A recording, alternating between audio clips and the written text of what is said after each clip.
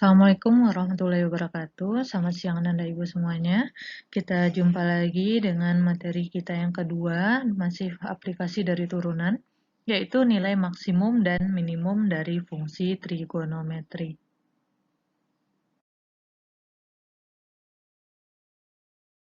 Nah, di sini ada beberapa prinsip dasar yang harus kita pahami. Diberikan sebuah fungsi y sama dengan fx, di mana fx itu adalah fungsi trigono, dan f aksen x serta f double aksen x merupakan turunannya pertama dan turunan kedua yang terdefinisi pada domain atau daerah asal fungsi tersebut. Maka jika f double aksen, berarti jika turunan keduanya besar dari 0 pada saat turunan pertamanya sama dengan 0, maka kita perolehlah x sebagai pembuat minimum dan fx sebagai nilai minimum. Yang kedua, jika f double aksen atau turunan keduanya kecil dari 0, saat turunan pertamanya sama dengan 0, maka kita perolehlah x sebagai pembuat maksimum dan fx sebagai nilai maksimum. Jadi hati-hati di sini tanda kecil dia menandakan nilai maksimum, tanda besar dia menandakan nilai minimum. Yang ketiga, jika f double aksen x atau turunan keduanya sama dengan 0, pada saat f aksen x atau turunan pertamanya sama dengan 0, maka uji turunan kedua gagal. Kita hanya menggunakan uji turunan pertama. Khusus untuk poin ketiga, ini nanti akan kita pelajari di topik selanjutnya.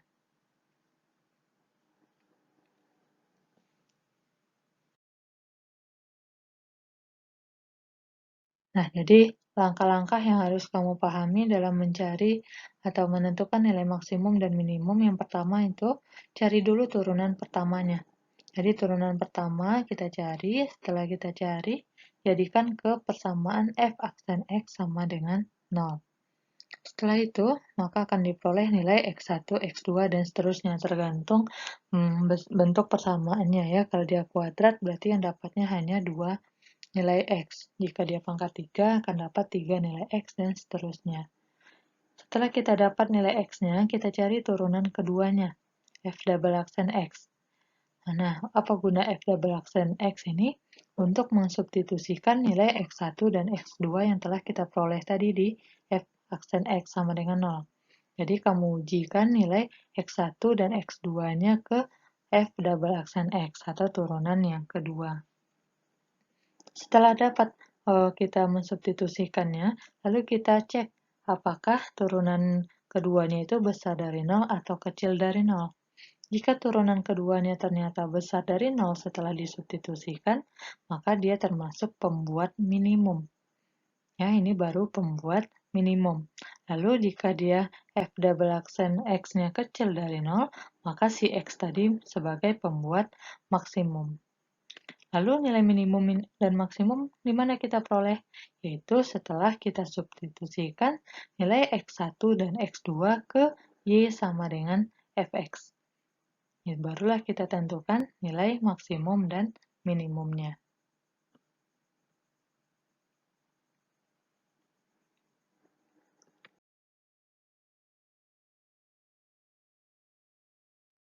Kita lihat contoh soalnya. Contoh yang pertama, tentukanlah nilai maksimum, nilai minimum, pembuat maksimum, dan pembuat minimum dari fungsi trigonometri y sama dengan x tambah 2 sin x untuk x yang berada antara 0 sampai 2pi.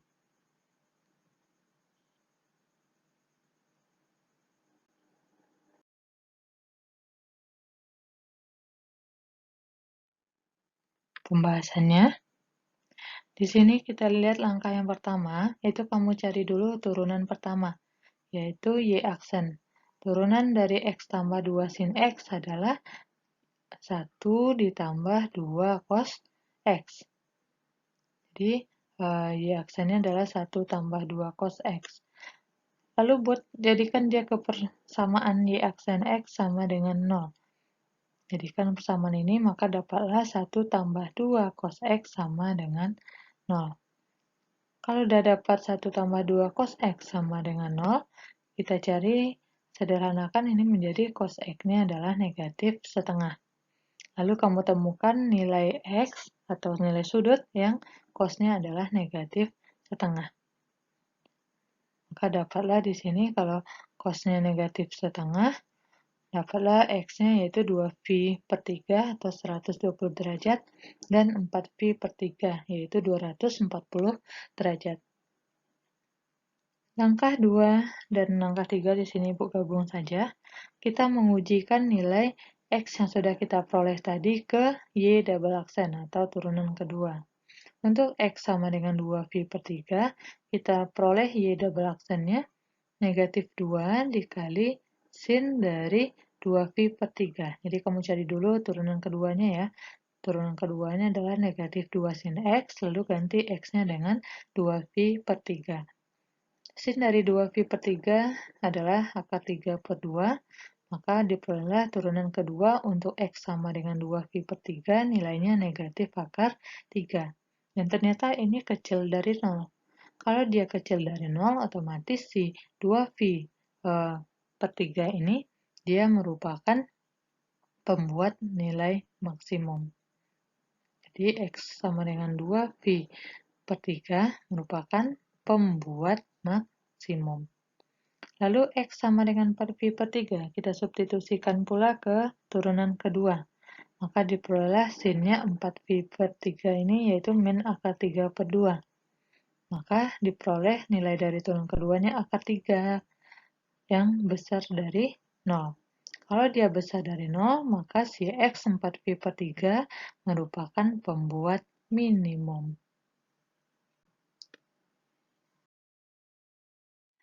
Langkah yang keempat yaitu menentukan nilai maksimum dan nilai minimumnya.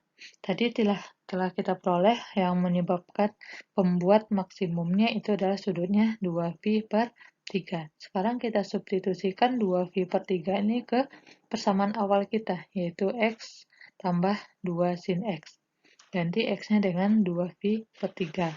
Maka diperolehlah Y-nya 2π per 3 tambah akar 3. Itu juga dengan nilai minimum. Kita peroleh tadi pembuat minimumnya adalah 4π per 3. Lalu kita substitusikan ke persamaan awal, maka diperolehlah Y-nya sama dengan 4π per 3 kurang akar 3.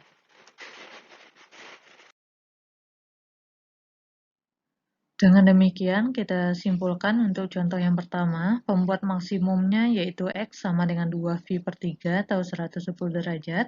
Pembuat minimumnya adalah X sama dengan 4π per 3 atau 240 derajat. Nilai maksimumnya adalah 2π per 3 tambah akar 3, dan nilai minimumnya adalah 4π per 3 kurang akar 3. Jadi tujuan akhir dari materi kita nilai maksimum minimum ya seperti ini, mencari pembuat maksimum, minimum, nilai maksimum, dan nilai minimum.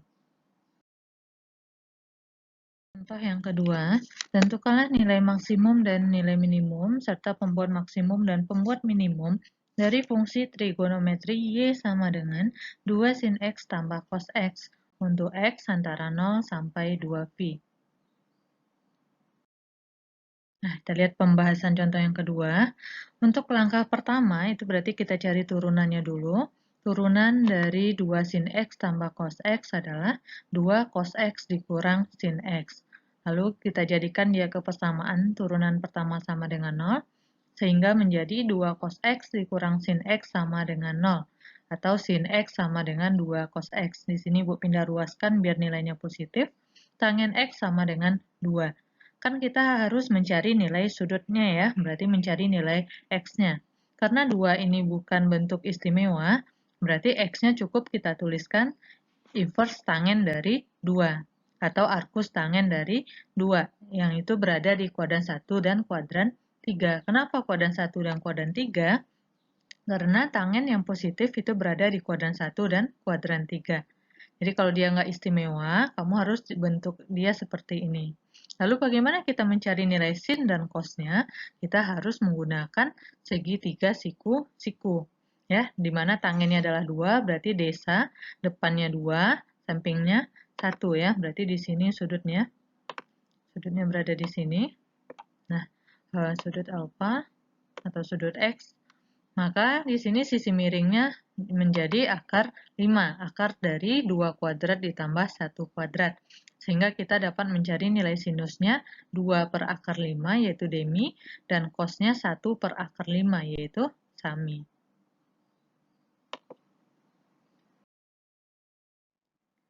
Langkah yang kedua, kita cari turunan keduanya, yaitu min 2 sin X dikurang cos X. Lalu, di langkah ketiga, kita substitusikan nilai sin dan cosnya. Karena kita nggak punya nilai X ya, yang kita punya langsung nilai sin dan cosnya.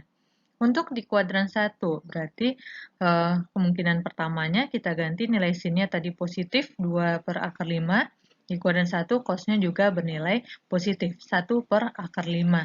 Sehingga perolehlah turunan keduanya negatif 5 per akar 5 yang kurang dari 0. Maka kalau dia kurang dari 0, maka kita sebut dia sebagai pembuat maksimum. Sedangkan di kuadran ketiga, turunan keduanya itu untuk sin dia bernilai negatif, dan untuk cos dia juga bernilai negatif. Maka kita perolehlah turunan keduanya 5 per akar 5 yang lebih besar dari 0. Maka kalau dia besar dari 0, maka dia merupakan pembuat minimum. Untuk langkah yang keempat, kita mencari nilai maksimum dan minimumnya. Karena kita tidak mempunyai nilai X, maka yang kita substitusikan ke persamaan awal itu adalah langsung nilai sin dan cosnya yang sudah kita cari menggunakan segitiga siku-siku. Maka diperolehlah Y sama dengan 2 kali 2 per akar 5, dia bernilai positif, karena tadi nilai maksimum itu berada di kuadran 1 ya. Maka dia sinnya positif, cosnya juga positif. Diperolehlah nilai Y-nya 5 per akar 5. Sementara untuk nilai minimum, itu kita peroleh tadi dia di kuadran ketiga. Sinnya bernilai negatif dan cosnya juga bernilai negatif. Sehingga diperoleh nilai Y-nya negatif 5 per akar 5. Nah, dengan demikian kita simpulkan bahwa pembuat maksimum adalah inverse tangen 2, yaitu di kuadran 1, sedangkan pembuat minimumnya adalah inverse dari tangen 2 yang berada di kuadran 3. Nilai maksimumnya adalah 5 per akar 5, dan nilai minimumnya adalah negatif 5 per akar 5. Untuk contoh ketiga dan keempat, nanti silahkan kamu cobakan sendiri di catatan ya. Ini adalah contoh yang ketiga. Pertanyaannya sama ya. Dan ini adalah contoh yang keempat. Pertanyaannya juga sama. Silahkan dilengkapi di catatannya. Oke, sekian dulu untuk pertemuan hari ini. Nanti kita lanjutkan lagi di kesempatan yang lain. Assalamualaikum warahmatullahi wabarakatuh.